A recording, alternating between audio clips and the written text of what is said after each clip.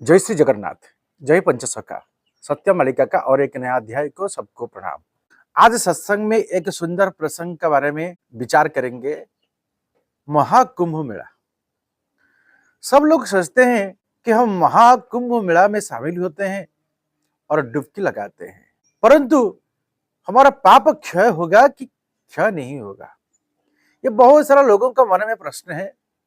बहुत सारा फोन भी आया है कि 144 साल का बाद प्रयाग का त्रिवेणी संगम में एक महाकुंभ मेला हो रहा है और इसी पवित्र संगम में जब मनुष्य डुबकी लगाता है, स्नान करता है, तो मनुष्य का पाप क्षय हो जाता है।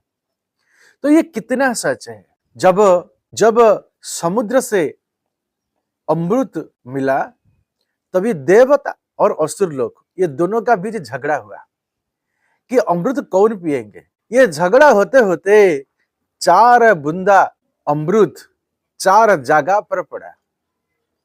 एक है प्रयाग, दूसरा है हरिद्वार, तीसरा है नासिक और चौथा है उज्जैन। इसी 4 पवित्र जगह पर ये अमृत का छिट्टा पड़ा।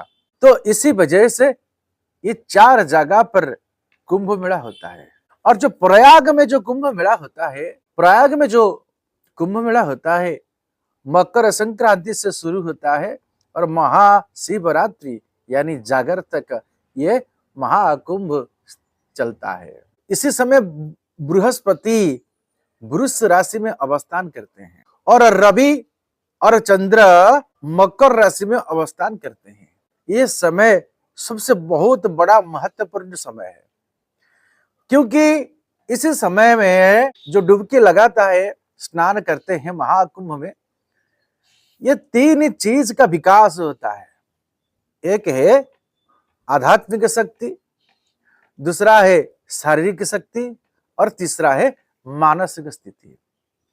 क्योंकि सब पॉजिटिव एनर्जी इसी पवित्र स्थान पर रहते हैं। खाली इतना नहीं, गंगा जमुना सरस्वती ये त्रिवेणी संगम का पवित्र स्थान इसी समय भगवान का परम क्षेत्र हो जाता है। इसी समय ब्रह्मा विष्णु महेश्वर और 33 कोटि देवी देवता सबका मिलन होता है और इसी समय भक्त भगवान का मिलन होता है। सबसे बड़ा पवित्र ये कुंभ मेला है। मनुष्य हर दिन दौड़ता है और इसका अंदर पाप हो जाता है। वो मनुष्य ये पाप को प्रायश्चित करने के लिए ये बहुत जगह पर कुंभ मेला का सृष्टि बनाए हैं, क्योंकि भक्त लोग साधु संत लोग वहीं पर जाएंगे और स्नान करके डुबकी लगाएंगे तो उन लोगों का पाप क्षय हो जाएगा। और सबसे बड़ा बात है, मुक्ति का मार्ग मिलेगा। मुक्ति नहीं मिलेगा, मुक्ति का मार्ग मिलेगा। जिस मार्ग में मनुष्य गमन करेगा तो नरक नहीं जाना पड़ेगा, यदि जाएगा स्वर्ग जाएगा, नहीं तो वैकुंठ जाएगा। तो सबसे बड़ा बात है, सबका मन में वही प्रश्न है, करोड़ करोड़ लोग डुबकी लगाए, क्या करोड़ करोड़ लोगों का पाप क्षय हो जाता है? पाप क्षय नहीं होता है। क्यों? मनुष्य अनजान में जो करता है वो गलती है। जो गलती करता है इसके लिए भगवान क्षमा कर देते हैं। जो जानबूझकर करता है वो प्लानिंग का साथ करता है, वो साजिश करता है। Thinking before doing, that is planning. मनुष्य जो प्लानिंग का साथ है, सोच समझ कर गलती करता है, इसको अपराध बोला जाता है। और जो अपराध करता है इसको दंड अवश्य मिलेगा। और पाप, पाप क्या चीज है? मनुष्य जब धर्म का खिलाफ कुछ करता है, वेद का खिलाफ कुछ करता है, शास्त्र का खिलाफ कुछ करता है और कर्तव्य का खिलाफ कुछ करता है, तो यह पाप होता है। तो मनुष्य को पाप का क्या करना है? ना पाप का प्रायश्चित करना है। तो ये 3 चीज अलग अलग है, गलती, अपराध और पाप। मनुष्य जानबूझकर पाप करेगा और जाकर पैसा है त्रिवेणी संगम में जाकर महाकुंभ मेला में शामिल होकर डुबकी लगाएगा, फिर बोलेगा मैं पाप मुक्त हो गया। ऐसा कभी नहीं होगा। मनुष्य अनजान में जो पाप करता है हर रोज, आने जाने में बहुत कुछ पाप होता है। बाय एक्सीडेंटली मनुष्य इसी पाप से मुक्ति हो जाएगा। परंतु जान पूछ कर जो बड़ा बड़ा पाप करता है, अपराध करता है, ये डुबकी लगाने से ये पाप नहीं कटने वाला है।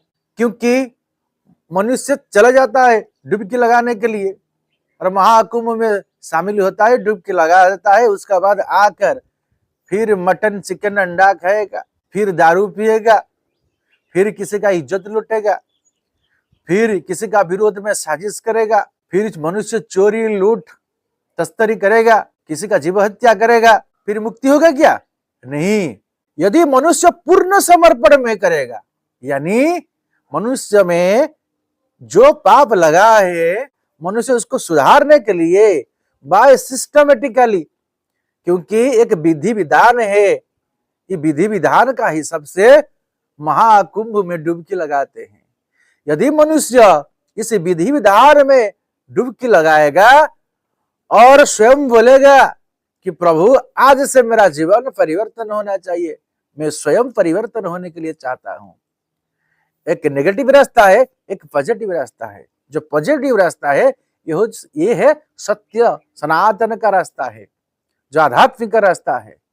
मनुष्य इसी दिन से प्रतिज्ञा करेगा, आज से मैं कुछ भूल नहीं करूंगा, हमारा जाने से कुछ गलती ऐसा नहीं करेगा और आध्यात्मिक संस्कार करेगा, तभी मनुष्य स्वर्ग यानी वैकुंठ प्राप्त, क्योंकि वो सत्य का मार्ग पे, सत्य का रास्ता पे और मुक्ति का मार्ग पे चलेगा।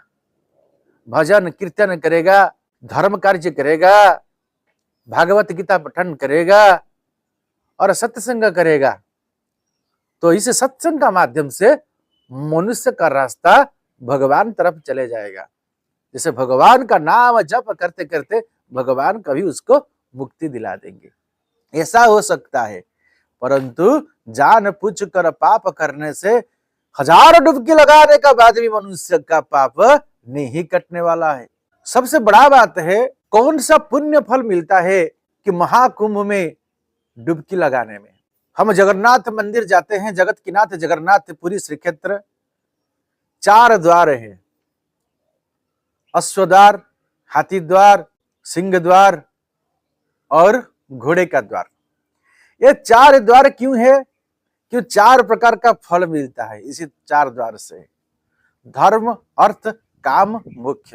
यदि हम 4 द्वार में अंदर घुसेंगे, फिर 4 द्वार में अंदर से बाहर आएंगे जगन्नाथ जी का नाम लेकर, तो हमको 4 प्रकार का फल मिलेगा, धर्म अर्थ काम मोक्ष।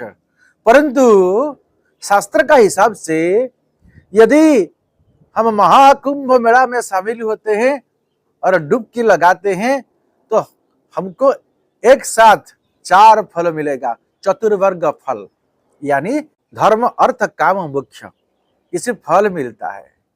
इसे फल मिलने से बड़ा बात नहीं है, ये बड़ा बात है इसी फल को हम महाप्रसाद के रूप में ग्रहण करना और हमारा जीवन को परिवर्तन करना, और जितना समय जिएंगे सत्य शांति दया क्षमा मैत्री का रास्ता पर जिएंगे, सबका मंगल करेंगे, जगत का मंगल करेंगे।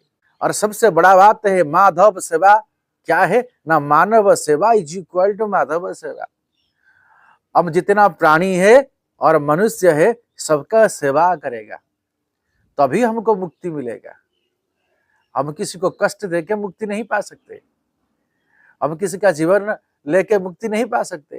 तो सबसे बड़ा बात है जीव प्रति दया करना और भगवान का नाम प्रति पूर्ण विश्वास करना। यदि हम ऐसे करते हैं तो हमको ये महाकुंभ मेला में शामिल होकर डुबकी लगाने से भी अच्छा है।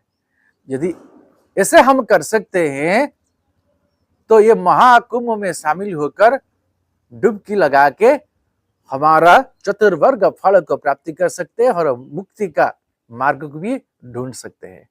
आज के लिए सत्संग को वहीं पर विराम देते हैं। जय श्री जगन्नाथ, जय पंचसखा, जय श्री माधव, जय श्री माधव, जय श्री सत्यानंद माधव।